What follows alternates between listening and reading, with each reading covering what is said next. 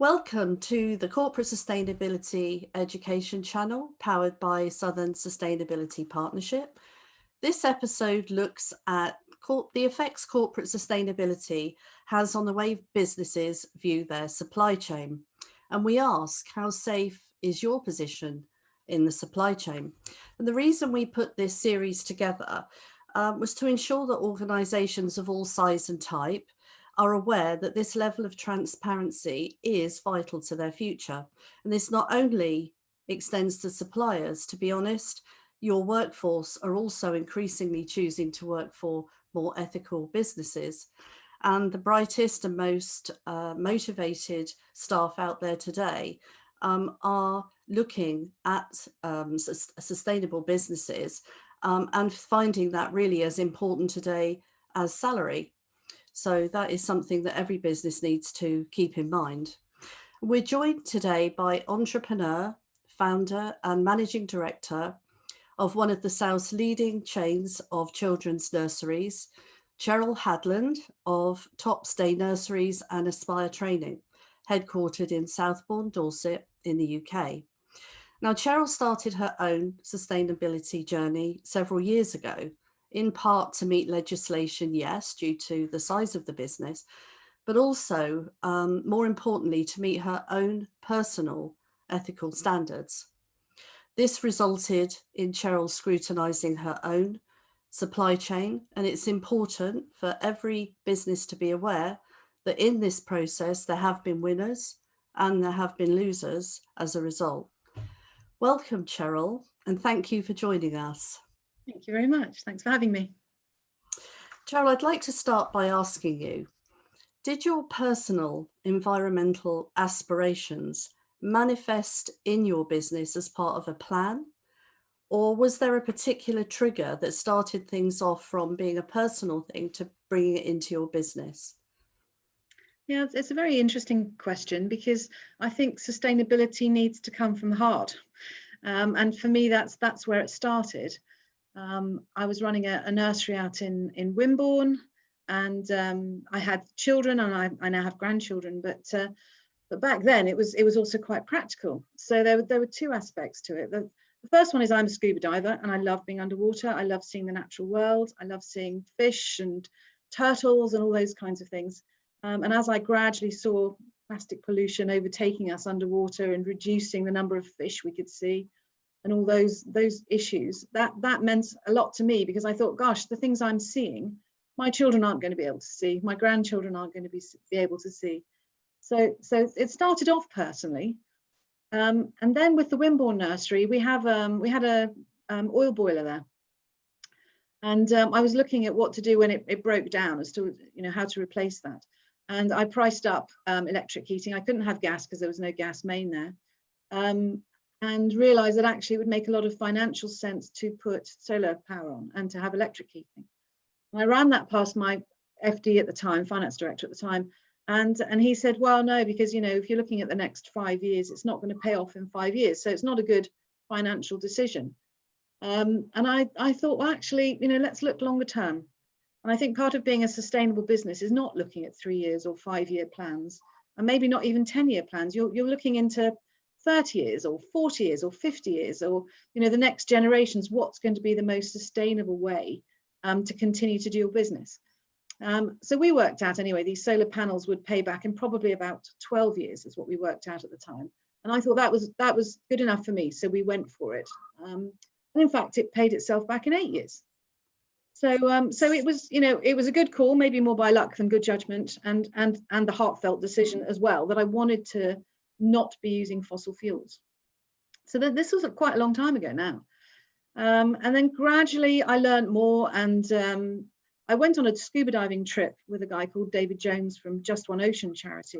And he noticed I was using a little metal water bottle instead of buying one-use plastic water bottles. And we had a discussion about that. And I said, well, it just doesn't make sense to me to keep buying water, which costs a lot of money every time you buy the bottle. And actually, most of that money is going to buy the plastic bottle, not the water inside it. So I would much rather have a bottle that I can refill. So that's why I'm using that. And he said, well, that's really good, but have you seen all the plastic in the sea? And do you realize that it is just one ocean? And so plastic that we stick in our recycling bins here, or some people, they throw their plastic on the floor, you know, where they've had picnics and so on, that stuff goes into an ocean somewhere, probably, because it quite often doesn't go into, it's not burnt like some recycling is, or it's not recycled into, you know, building fence panels. Only about 7% of our recycling rubbish goes to that.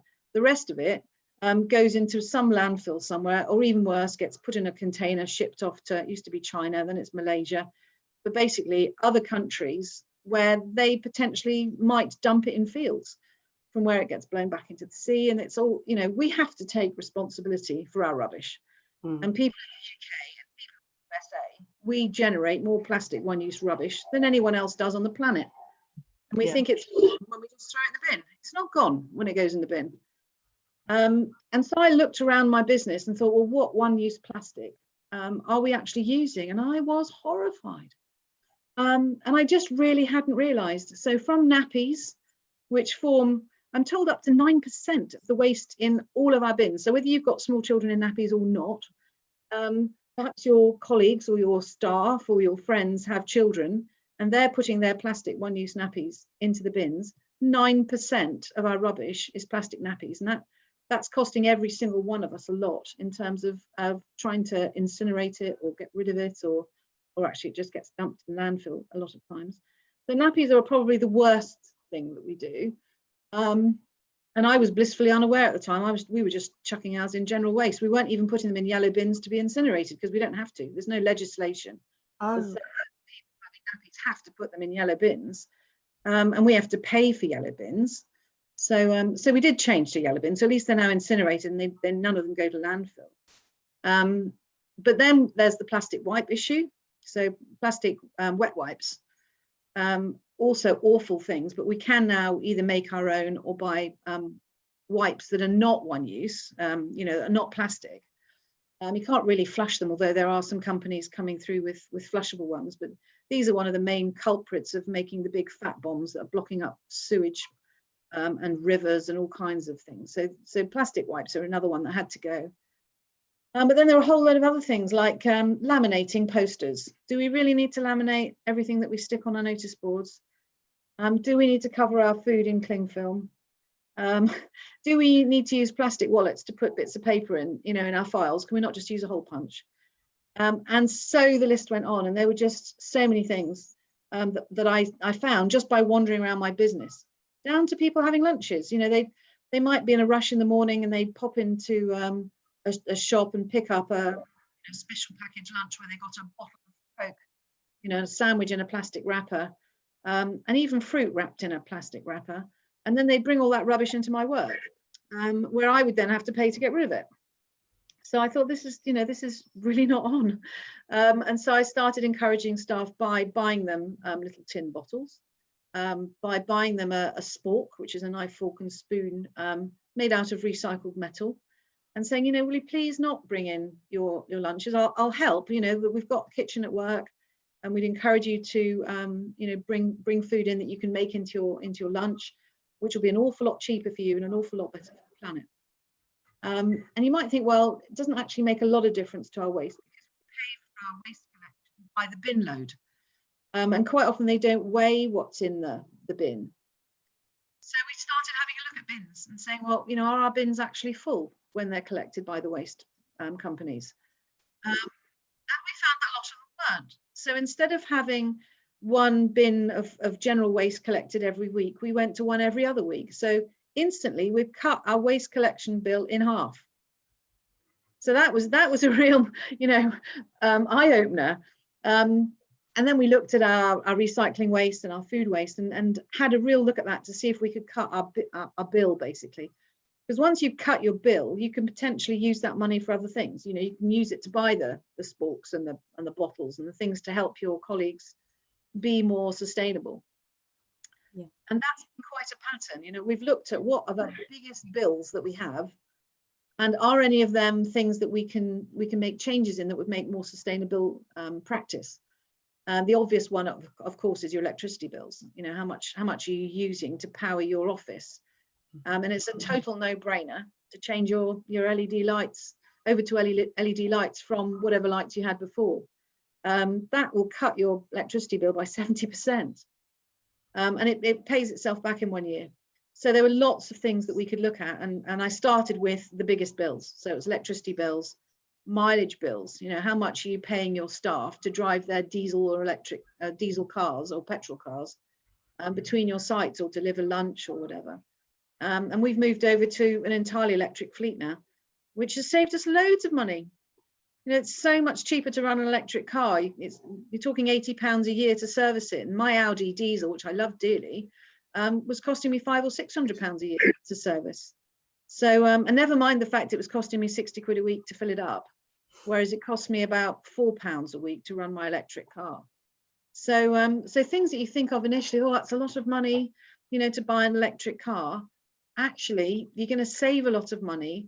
It's just trying to raise that money in the first place for the capital if you haven't already made the savings.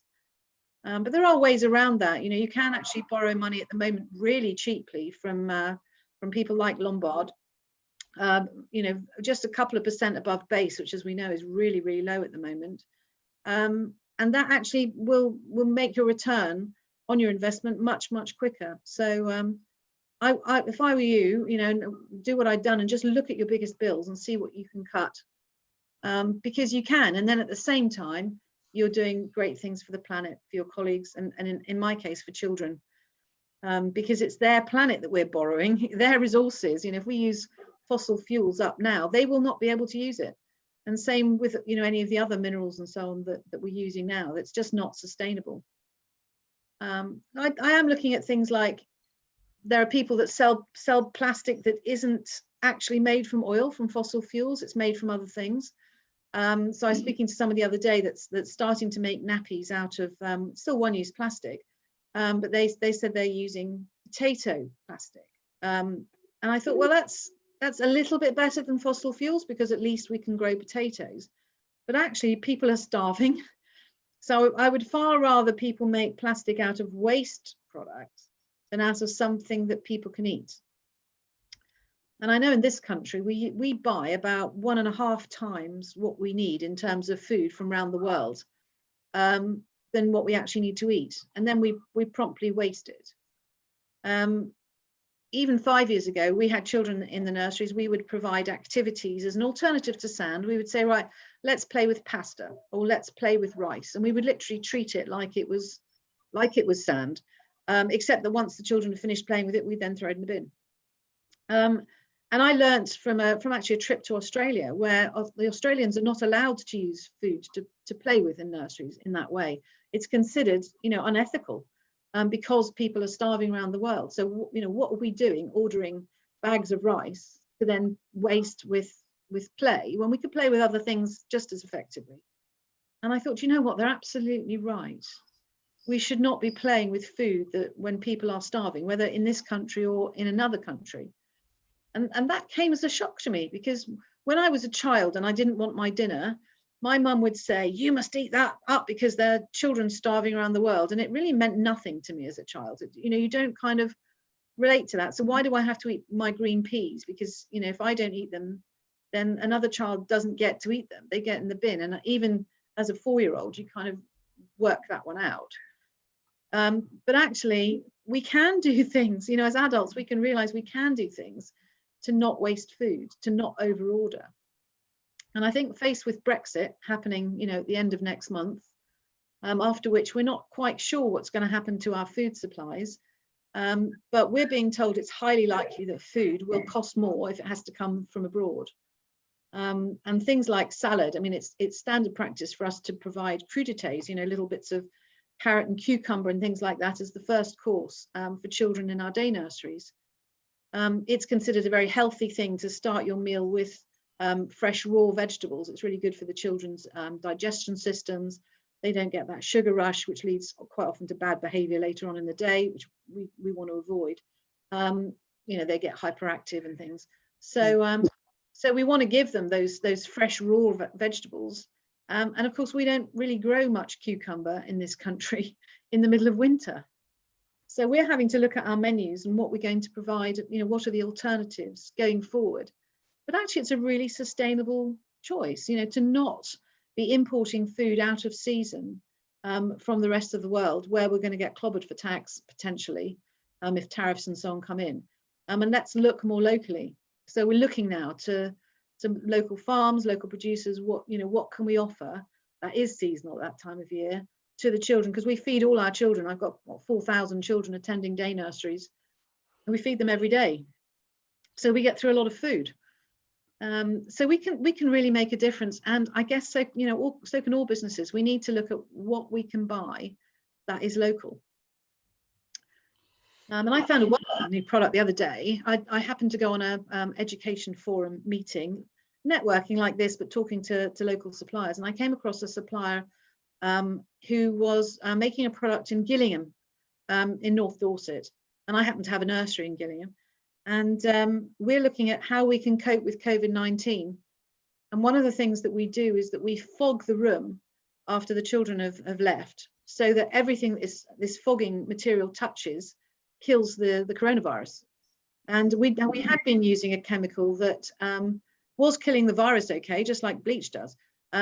And it was reasonably sustainable. But actually, when cleaners were using it at the end of the day, they were getting quite a cough, and it was quite unpleasant. So then they were opening the windows, at which point, of course, the chemical is then going outside the nursery. And you might say, oh, yeah, that's good because it's killing viruses outside as well. But actually, we then found out that particular chemical, this is not the one at Gillingham, this is the one we were using before, has got a chemical in it that is bad for aquatic life. So now I've discovered that this chemical is not only making some of my staff cough, particularly the asthmatics, it's also potentially killing fish. And you just think, gosh, that was the best decision I could make at the time. But actually, there are alternatives that are better for my colleagues and won't kill fish. And I found this at this company in Gillingham, and they make this product which is it's water-based. And they run it through some electric system, and they add a salt into it, and it kills 99.9% of the virus, and it doesn't kill fish, and it doesn't make my staff cough. And I can do it relatively quickly. I don't have to leave it overnight. It's okay after about 10 minutes. So we live and learn all the time. You make a decision, and then a couple of months later, a few weeks later, by just keeping your ears open, and meeting people and talking to people and looking at the research that they can show you, you change your mind. And I'm having to change decisions, week by week with COVID, at a rate faster than I think I've ever had to do in 30 years of business. And I think that's how we're going to survive. Those of us running businesses, entrepreneurs, we have to adapt to this. We have to change our products, change our service, change what we use. But we can be sustainable at the same time. We can go local. We can use products that aren't killing things, where the opportunity is. There are some things we simply can't avoid. I mean, I still can't say to colleagues, I don't want you to use plastic gloves when you change nappies. Because if somebody is concerned, maybe they've got an open wound, or they've got some eczema on their hand, and the child might be carrying something, having had their polio jab or whatever, or have coronavirus and has not been identified. There are risks in having skin-to-skin contact with people at the moment. And so I can't say, no, you can't ever use plastic gloves. I can say, please just use one instead of two. And I can, enable those that are happy not to wear gloves. And certainly myself, I don't wear gloves if I'm changing a nappy at the moment. But if I know a child has just been, has got symptoms for COVID-19, I will wear a proper medical mask, which is generally one use. So, you have to do that. But I have discovered now that there is a manufacturer of one-use masks who will also provide me with an envelope. And when we've finished using the masks, we pop them in the envelope and we can post them back to the manufacturer in this country, who then makes more masks with them. He then, burns them all down or whatever they do to them, and they can. It's a circular economy basically. So they provide me with a mask, I use it, I send it back, he reuses it, or she, whoever the company is. But they're available. You just need to look on the internet. My only concern is that sometimes companies say that they recycle stuff and they don't. Sometimes you get a product and it says on it recyclable. Of course, that doesn't mean anything. That means that in the ideal world, it could be recycled. So what I'm really looking is can I return it to the manufacturer for them to recycle it, for them to do the circular economy? Because otherwise recyclable just means you throw it in your bin and then it goes to the council or BIFA or whoever collects your rubbish, where it may or may not be recycled, and chances are it won't be, because it has to go back to someone that can recycle that particular product, which might be a combination of things. I mean, Pringles tubs, they've got to be one of the worst products on the planet in terms of the actual tub, because you've got a combination of metal and plastic and paper, and in order to recycle them, you have to take it all to bits. So yes, it is recyclable, but no one does it. I mean, I know Pringles are actually looking at that and going to bring in alternative packaging. They announced that quite recently, but that's what all of us entrepreneurs need to be looking at. So who is recycling it? Where can I get it back to them, and how? And just to go back to this Gillingham supplier that's producing this electric water for us, he's got these big 25-gallon drums of this chemical, which he gets to us. We distribute it around our nurseries with our other local mail and our electric cars, and then we can give him his gallon drum back, and he will then recycle that gallon drum and fill it up with chemical again. So I think that's wonderful. We've got a proper circular economy running there with a much more sustainable product than what we were using. It's not perfect, because the little the salt that he's using, I think, has got a bit of kind of chlorine content in it. So it's not completely and utterly, no impact whatsoever on the planet. But as human beings, I'm not sure that's possible. I think the more human beings are, the more impact we'll have. There's just nothing we can do about that. Well, what we can do is make sure it's as minimal as possible, that we can get zero carbon footprint as soon as possible, and do everything we can with our manufacturers, our suppliers, to get them to work with us. And I haven't let a single manufacturer go and said, right, I'm never going to work with you again ever. It's a conversation. Our main suppliers, for example, one of the things they supply us with is washing machines, because we get through washing machines from time to time. And at one point they stopped collecting the old ones. And I said, wait a minute, what do you expect me to do with my old washing machines? Am I supposed to give them to the council, or pay someone to come and collect them, and then they go and dump them at the nearest dump and they go to landfill? That's not acceptable. I expect you to come and collect my old washing machine when you deliver my new one, and please go and recycle it. And eventually they said yes. They said there will be a charge for it. You have to pay £15 for us to collect your washing machine. And I said, okay, fair enough. I'm prepared to pay that. I think you could probably get more than that by recycling the metal and everything in it. But if that's the way you're going to be, I can tolerate that. So I pay the £15. And then COVID came along and they said, no, we're not going to recycle those anymore. That's your problem. And I said, well, wait a minute, if you're prepared to deliver a new washing machine, why won't you collect the old one? That's not fair. It's not logical. And so she went back to the manufacturers and put my point to them. And they said, yeah, all right, then we'll collect the old ones, as long as you put them outside. So I said, okay, fine, we'll put them outside. We can leave them for a couple of days. Yeah, it's not, particularly attractive for our customers to see an old washing machine outside. But if I can explain why it's outside, this has got to be outside for 2 days, and then the manufacturer will come and collect it and go and recycle it, one hopes. What I can't do is go and check in their factory and find out if they are recycling or not. But I'm hoping it's in their interests to recycle it. And I'm hoping the government's going to make that more and more worthwhile, manufacturers using recycled plastic and recycling everything. And I know they're bringing this new law in, which says that unless people make products that's 30% recycled plastic, there'll be quite heavy tax on it. And that's absolutely the way to go, as far as I'm concerned. I think anyone that's using virgin plastic shouldn't be, unless it's absolutely essential, and it may be essential for medical products, in which case they should be exempt. But those that can make stuff from recycled plastic absolutely should, and even if it's recycling their own plastic. We were told at one point, well, we can't have recycled plastic toys because the plastic might have been used in something that had some toxic colorant or preservative or something to make it stretchy in it, and we can't be sure where the plastic comes from. Therefore, we can't make something that a child would suck out of it, because obviously all children suck toys. That's how they learn about the world about them. They put everything in their mouths. So we can't have them putting anything in their mouth that's got anything toxic in it, like the old tin soldiers that were lead painted, for example. You know, those, they discovered that quite a long time ago, that we can't use those. So plastic toys are in that category. So they have to be virgin plastic with only colorings that are known to be safe.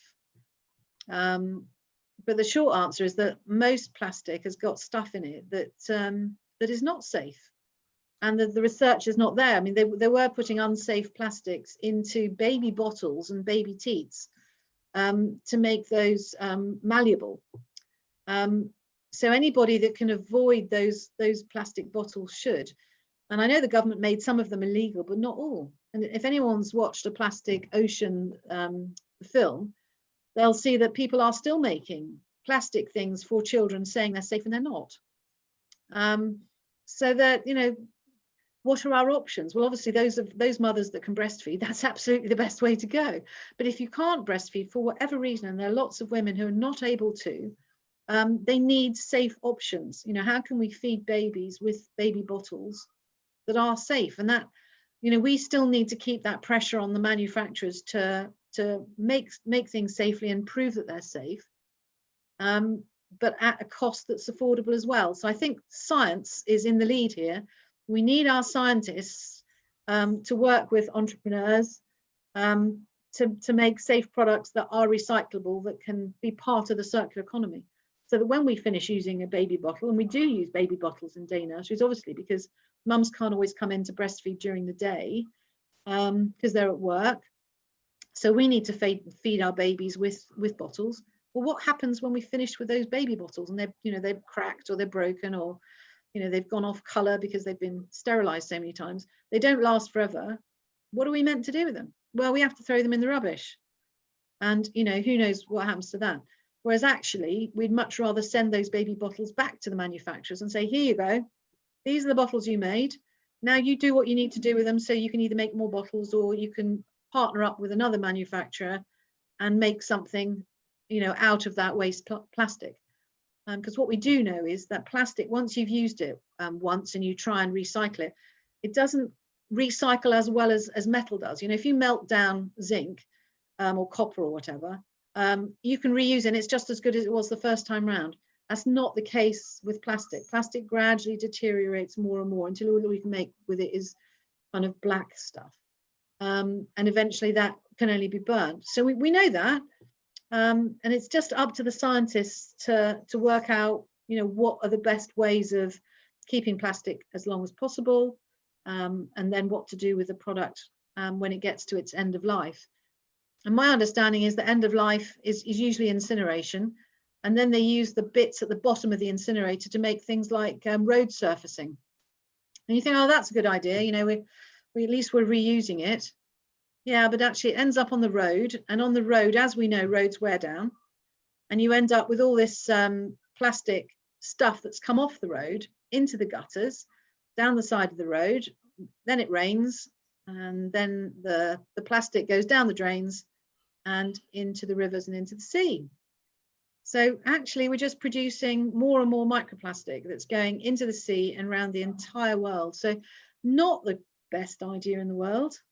I know some countries in Europe are doing better than we are, and they've actually got a kind of drainage system that catches that water so that it reduces the amount of plastic that goes into the sea.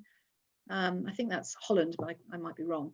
But we need to be doing things like that as well. We need to be investing our scientists' time and our energies and our efforts into the circular economy and stopping this plastic getting into our sea, which then gets into our shellfish and into our fish, which some people eat.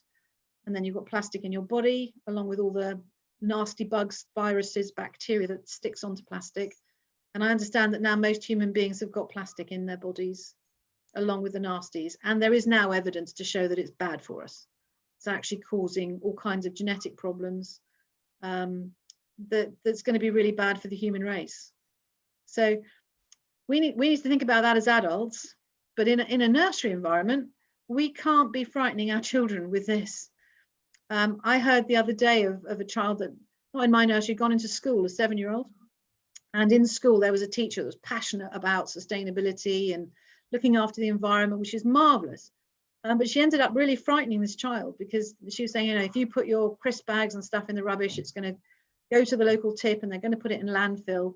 And then the bits of plastic breaking off the crisp packet are going to go into the sea. And then you're going to end up eating it, and then you're going to die.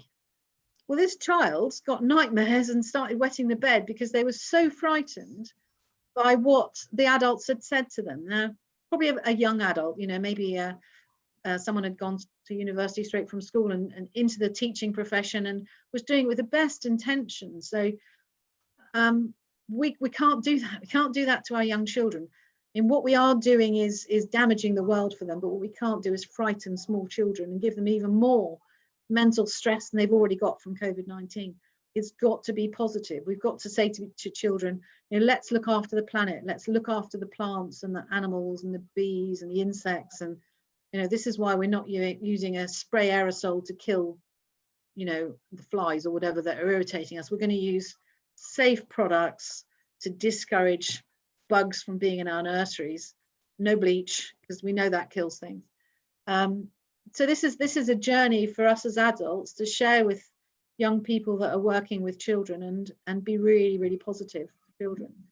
And I think for ourselves as well. If I think, I'm 60, and if I think of the damage that I've done to the world over the last, 50, 40 years that I've actually made these decisions, I'd just be into a major depression. And sometimes I do feel very, very sad about what my generation have done unknowingly. But I just don't think we can dwell there, because it's just too depressing and too sad to be there. I think all the tigers and things that are no longer there, all the animals that we've killed, all the dolphins and whales and things that no longer exist in some of those types of dolphins and whales and so on, just breaks my heart. So I can't dwell there too much. Instead, I focus on, well, what positive things can I do? What little changes can I make myself? How can I influence my colleagues?